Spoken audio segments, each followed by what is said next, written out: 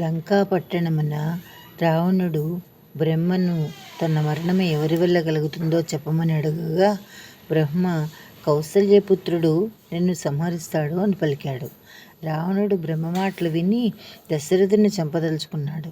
సరియు నదీ తీరానికి రావణుడు వెళ్ళగా నౌకావిహారం చేస్తున్న దశరథుడు కంటపడినాడు. రావణుడు పడవను కాలితో బలంగా తన్నగా పడవ మునిగి కొంతమంది మరణించినారు. కానీ దశరథుడు, మంత్రి సుమంతుడు పడవ చెక్కల సహాయంతో నదీ ప్రవాహం నుంచి సముద్రంలో పడి ఒక ద్వీపం చేరారు. తర్వాత రావణుడు కోసలరాజుని జయించి కౌసల్యని అపహరించి ఆమెను ఒక పెట్టెలో పెట్టి సముద్రంలో ఒక తిమింగళం వద్ద ఉంచగా ఆ తిమింగళము ఆ పెట్టెను నోటకరుచుకుని సముద్రంలో పోతుండగా ఒక మత్స్యరాజు యుద్ధానికి వచ్చాడు. ఆ పెట్టెను ఒక ద్వీపంలో ఉంచి శత్రువుతో యుద్ధం చేయడానికి తిమింగళం వెళ్ళింది.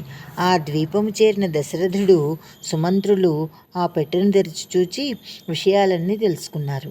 దశరథుడు వశిష్ఠుని ధ్యానించగా వశిష్ఠుడు వచ్చి కౌసల్యా దశరథుల వివాహం చేయించినాడు. కొంతకాలమునకు కౌసల్యా దశరథులకు కూతురు పుట్టింది. ఆమె పేరే శాంత. కొంతకాలమునకు కౌసల్యా దశరథులకు కూతురు పుట్టింది. ఆమె పేరు శాంత. దశరథుని మిత్రుడు అంగదేశపు రాజు రోమపాదనకు సంతానం లేకపోవడంతో శాంతను దత్తతగా తీసుకున్నాడు. ఆ తర్వాత కౌసల్యకు సంతానం కలగలేదు. దశరథుడు మగధరాజపుత్రిక సుమిత్రను, తర్వాత కేకయరాజు పుత్రిక కైకేయిని కూడా వివాహం చేసుకున్నాడు. కానీ దశరథునికి ఆ ముగ్గురి భార్యలతో కూడా సంతానం కలగకపోవటచే దశరథుడు అశ్వమేధ యాగం చేయగా హోమగుండ నుంచి ప్రాజాపత్య పురుషుడు పాయస పాత్రనిచ్చి అంతర్ధానమైనాడు. ఆ పాయసాన్ని దశరథుడు సగభాగం కౌసల్యకి ఇచ్చాడు. మిగిలిన సగభాగం సుమిత్ర, కైకేయులకి ఇచ్చాడు. ముగ్గురు పత్నులు గర్భవతులైనారు. క్రమేపీ గర్భచిహ్నములు వృద్ధి పొందగా కౌసల్యాదేవి మగశిశువును ప్రసవించింది. ఆనాడు చైత్రశుద్ధ నవమి, పునర్వసు నక్షత్రం, కర్కాటక లగ్నం. స్వోచ్చస్థానంలో 5 గ్రహాలు అరచేతిలో వజ్రరేఖ, గురుచంద్ర యోగము. అనంతరము వశిష్ఠుని పిలిపించి నామకరణ మహోత్సవం జరిపి కౌసల్యాపుత్రునికి రాముడు అని పేరు పెట్టినారు.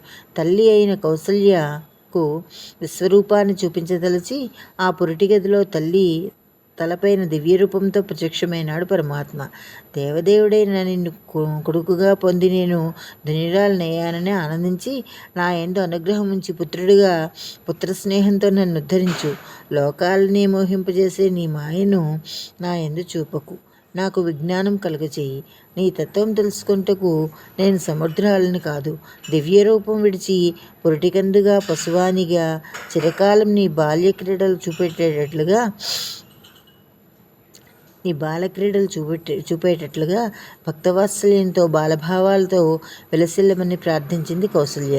నా దివ్య రూపాన్ని చూడడం నీ పూర్వజన్మ తపఫలమని రావణ సంహరణార్థం బ్రహ్మాది దేవతలు ప్రార్థించగా నేను మనుష్య రూపంలో మనుష్య భావాలతో నీ తనయునిగా జన్మించితనని చెప్పి వెంటనే శిశురూపంతో తల్లి పక్కన పడుకొని పసివాడుగా ఎడవసాగినాడు భగవానుడు. కౌసల్యాతనుడైన రాముడు దినదినాభివృద్ధి చెందుతున్నాడు. ఒకనాడు కౌసల్యాదేవి రామును ఊయల్లో పడుకోబెట్టి నిద్రపుచ్చి దేవతాగృహంలో దేవునికి పూజలు చేసి మహావైద్యం కోసం వండిన పదార్థాలు తీసుకురావడానికి వంటగదికి వెళ్ళింది. అక్కడ శిశురూపంలో ఉన్న రాముడు ఆ వండిన పదార్థాలను తింటూ కనిపించాడు. కౌసల్య ఆశ్చర్యపడి ఉయ్యాల దగ్గరికి వెళ్ళి చూడగా ఉయ్యాల్లో పసివాడుగా రాముడున్నాడు. ఇట్లు ఎన్నో బాలక్రీడలను చూపించి కౌసల్యను సంభ్రమాశ్చర్యాలకు లోను చేశాడు రాముడు. పెరిగి పెద్దవాడైన రాముని విశ్వామిత్రుడి యాగ సంరక్షణకు పంపమనగా సహజ మాతృత్వ భావంతో బాధపడింది కౌసల్య. కానీ తర్వాత కొద్ది కాలమునకే మిథిలాధీశుని కూతురైన సీతతో వివాహం చూచి ఆనంద పరవశురాలైంది. శ్రీరామునికి యువరాజు పట్టాభిషేకము జరగబోచున్నది. నగరమంతయు ఉత్సవ వేడుకలతో కలకల్లాడుచుండెను. కౌసల్యామాత ఆనందానికి అవధులు లేకుండాను. శ్రీరామునికి శుభములను కోరుచు కౌసల్య పలు విధములకు యజ్ఞములు, దానధర్మములు, దైవసేవలు, ఉపవాసవ్రతముల యందు నిమగ్నురాలు అయింది. యువరాజు సింహాసనంపై త్వరలో శ్రీరాముని చూడబోచున్నానని తలచి కౌసల్యమాత పులకించిపోయింది. ఇంతలో సత్యసంధుడైన దశరథ మహారాజు కైకకిచ్చిన మాటకు కట్టుబడి రాముని వనములకు పంపవలసి వచ్చినది. శ్రీరాముడు కైక దశరథులకు తన అంగీకారం తెలిపి కౌసల్యామాత అనుమతి ఆశీస్సులను పొందుటకు వెళ్ళగా ఆమె తీవ్రమైన మనోవ్యతకు గురి అయింది.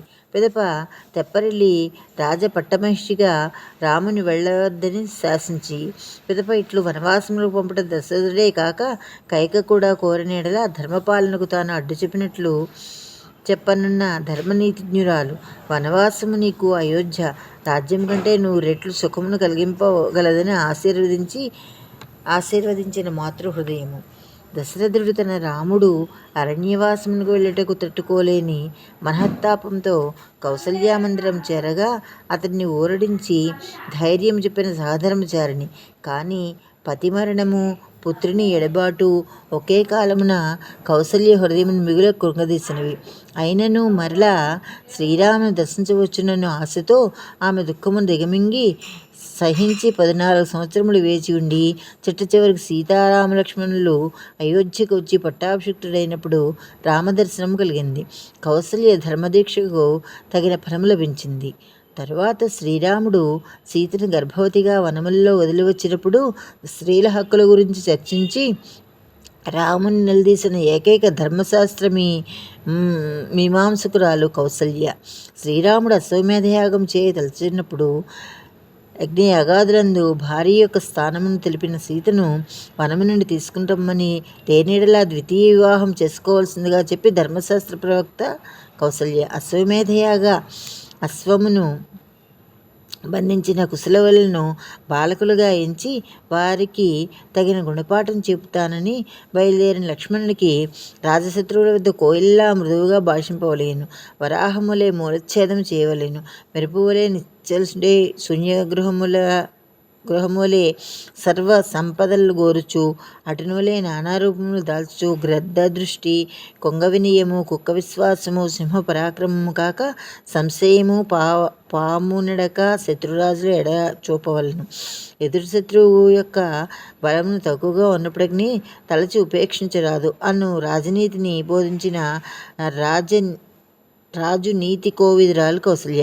చిట్ట చివరకు పుత్రపౌత్రాభి సంతతితో సర్వసుఖ దుఃఖములను సమానముగా అనుభవించి శ్రీరామునితో పాటు సరయూ నది ప్రవేశం చేసి వైకుంఠమునకు చేరినది.